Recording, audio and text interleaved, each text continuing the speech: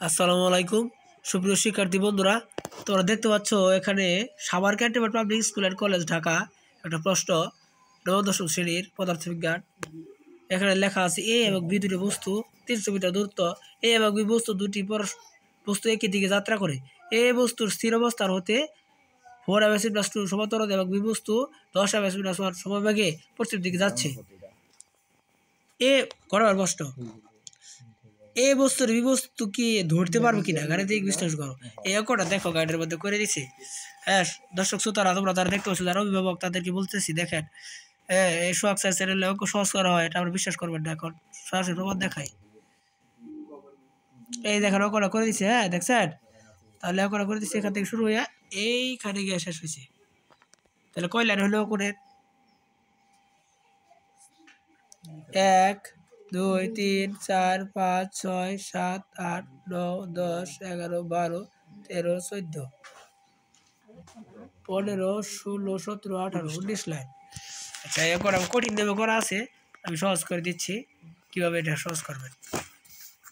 যে লেখা সূত্র, স্থির অবস্থা হতে x মিটার সামনে সমতরণে চলমান কোনো বস্তুকে 30 সেকেন্ড পর ধরলে, মানে তাকে ধরে ফেললে, আমরা জানি টি সমান সমান v plus minus root over v square plus 2x/a। এটা এই সূত্রটা কোথেকে আসছে? এই সূত্রটা আসছে হইলো এখান থেকে, আমি ক্যালকুলেশন করছি। হ্যাঁ, আমরা দুইটা দূরত্ব দুইটা সমান ধরছি, ধরার পরে আমরা এখানে দূরত্ব লিখছে, এখানে আমরা এই যে এখানে লিখছে s=ut প্লাস হাফ এর স্কয়ার। এখানে আমরা x ধইরা দূরত্ব 300 পরিবর্তে x ধরছি, এবং তরদের পরিবর্তে 4 এর পরিবর্তে আমরা a ধরছি। ধরার পর আমরা ক্যালকুলেশন কইরা ওই সূত্রটা আমরা পাইছি।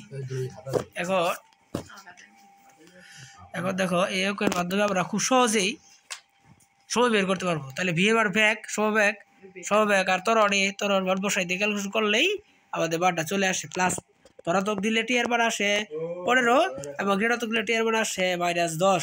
-10 কিন্তু গ্রহণযোগ্য নয়। সুতরাং দূরত্ব যদি দূরত্ব বলে, খুব দূরত্ব কত হইল কত বস্তু, x + vt, তার মানে 450 মিটার। তো সবাইকে ধন্যবাদ, আমার চ্যানেলে থেকো এবং আনকমন অঙ্ক শিখো। সবাইকে স্বাগত।